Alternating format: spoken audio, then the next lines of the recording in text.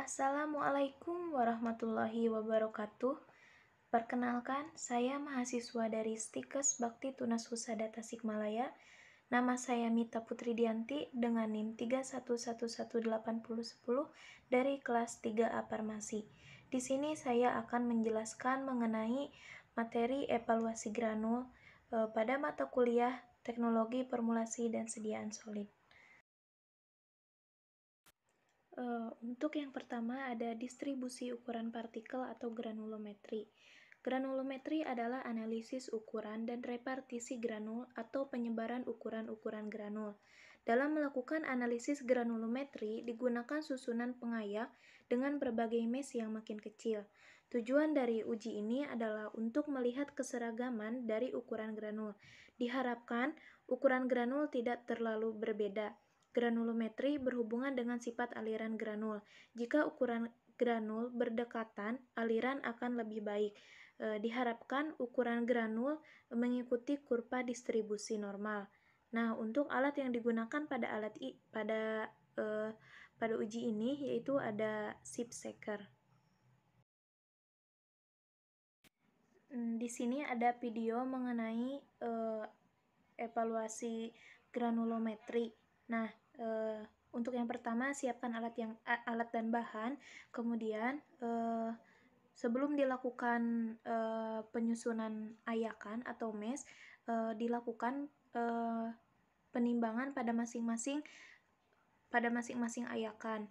Nah, setelah ditimbang, susun mesh atau ayakan dari ukuran terkecil ke yang besar dari mesh yang ukuran 20 sampai 100. Setelah itu, masukkan 100 gram granul pada ayakan yang telah tersusun. Kemudian, timbang kembali masing-masing ayakan dan hitung distribusi granul pada tiap-tiap ayakan dalam bentuk persen.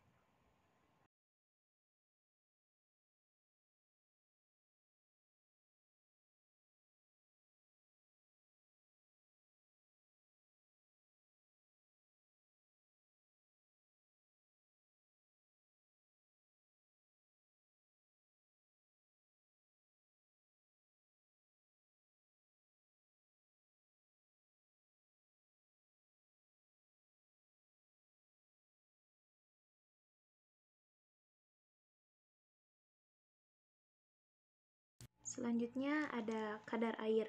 Tujuan dari kadar air, dari uji kadar air ini yaitu untuk memastikan bahwa kadar air yang terdapat dalam granul tidak boleh melebihi batas yang telah ditentukan. Nah, untuk alat yang digunakan pada uji kadar air ini yaitu heating drying oven.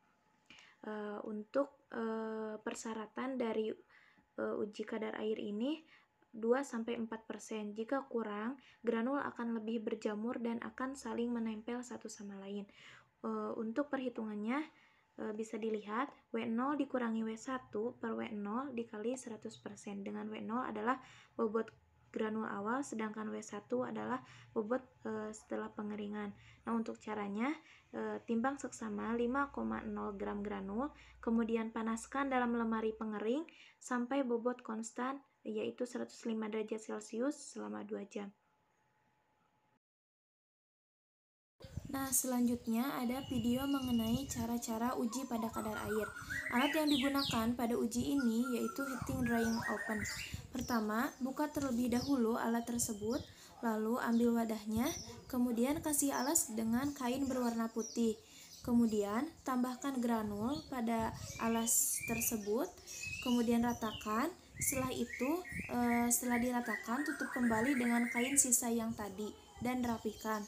Lalu masukkan lagi pada rak dan masukkan pada alat heating drying oven. Kemudian disetting. Nah, dipanaskan sampai mencapai suhu bobot konstan pada suhu 105 derajat Celcius selama 2 jam.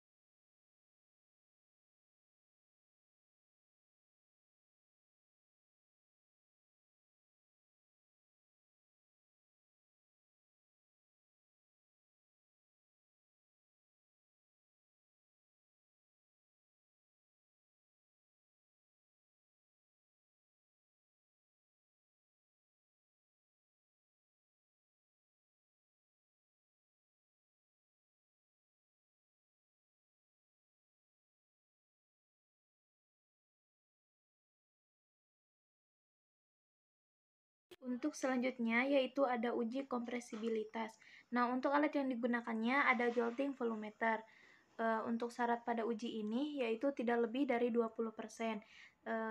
Lalu caranya, timbang 100 gram granul, masukkan ke dalam gelas ukur dan dicatat volumenya. Kemudian granul dimampatkan sebanyak 500 kali ketukan dengan alat uji. Catat volume uji sebelum dimampatkan. Kemudian ada perhitungan. Nah, untuk perhitungannya yaitu Pi0 dikurangi Pi500 per Pi0 dikali 100%. Untuk Pi0, volume granul sebelum dimampatkan, kemudian Pi500 yaitu volume granul setelah dimampatkan sebanyak 500 kali ketuk. Di sini ada video mengenai cara-cara uji kompresibilitas. Nah, untuk alat yang digunakan pada uji ini ada jolting volumeter. Untuk prosedur yang pertama, siapkan alat dan bahan. Nah, kemudian timbang terlebih dahulu granul sebanyak 100 gram. Nah, kemudian masukkan pada gelas ukur sedikit-sedikit. Lalu, tempatkan gelas ukur pada alat jolting volumeter. Nah, bisa dilihat pada video. Kemudian, setelah ditempatkan si gelas ukur, kemudian tekan tombol start. Nah, jika sudah 100 ketukan, maka alat tersebut akan berhenti dengan sendirinya. Setelah itu, ulangi percobaan sebanyak 3 kali.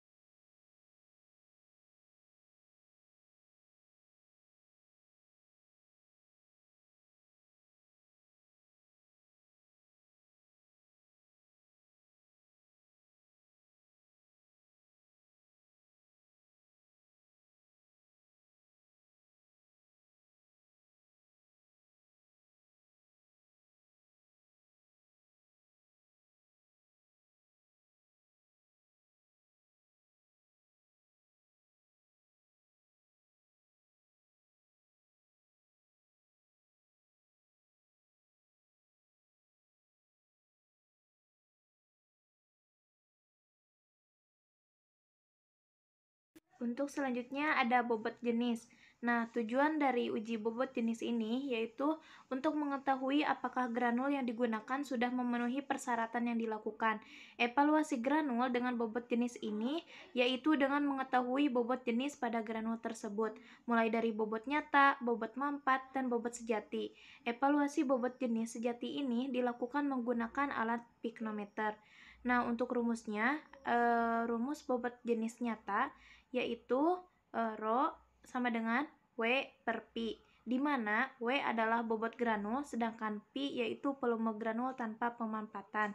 Untuk rumus bobot jenis mampat, Rho N sama dengan W per Pn. Sedangkan untuk rumus bobot jenis sejati yaitu B dikurangi A dikali Bj cairan pendispersi per B ditambah D dikurangi A ditambah C, di mana A yaitu bobot piknometer kosong, B bobot piknometer ditambah 1 gram granul, sedangkan C bobot piknometer ditambah 1 gram granul dan cairan pendispersi, dan D bobot piknometer ditambah cairan pendispersi. Nah, selanjutnya ada uji sifat alir. Uji sifat alir terdapat dua metode untuk mengujinya. Yang pertama dengan metode corong dan yang kedua yaitu metode sudut istirahat. Prinsip dari metode sudut istirahat yaitu pengukuran sudut yang terbentuk dari lereng tumbuhan granul yang mengalir bebas dari corong terhadap suatu bidang datar. Tujuan dari uji ini yaitu untuk menilai efektivitas bahan pelicin, di mana adanya bahan pelicin dapat memperbaiki sifat alir suatu granul. Mudah tidaknya aliran granul dapat dipengaruhi oleh bentuk granul, bobot jenis, keadaan permukaan, dan kelembabannya. Kecepatan alir granul sangat penting karena berpengaruh pada keseragaman pengisian ruang komprehensi dan keseragaman bobot tablet. Nah, untuk persyaratan dari uji ini yaitu 100 gram granul, waktu alirnya tidak lebih dari 10 detik atau kurang dari 10 gram per detik. Untuk metode sudut istirahat ini mempunyai nilai alpha, R, T, H per R. Nah, untuk cara dari uji alir ini, yang pertama timbang seksama 25 gram granul, tempatkan pada corong alat uji waktu alir dalam keadaan tertutup. Kemudian buka penutupnya, biarkan granul mengalir, catat waktu, gunakan stopwatch, lakukan sebanyak 3 kali. Kemudian, untuk mengukur sudut istirahat dengan menghitung jari-jari dan tinggi dari tumpukan granul setelah metode corong. Lalu, masukkan dalam rumus dan didapat alfa yang menentukan kecepatan alir dari suatu granul tersebut. Di sini ada video mengenai cara-cara evaluasi uji sifat alir. Nah, untuk yang saya gunakan pada video ini yaitu menggunakan metode corong. Nah, untuk prosedur yang pertama, siapkan alat dan bahan. Kemudian granul ditimbang terlebih dahulu, lalu granul tersebut dituangkan pada corong atau pada alatnya. Nah, siapkan juga stopwatch untuk mengukur waktu alir. Setelah itu, setelah granul dimasukkan pada corong atau dituangkan pada corong, keran bawah pada si klem tersebut dibuka sambil stopwatch dinyalakan sampai si granulnya habis. Lalu catat waktu alirnya. Sekian yang dapat saya sampaikan. Mohon maaf bila ada kekurangan. Wassalamualaikum warahmatullahi wabarakatuh.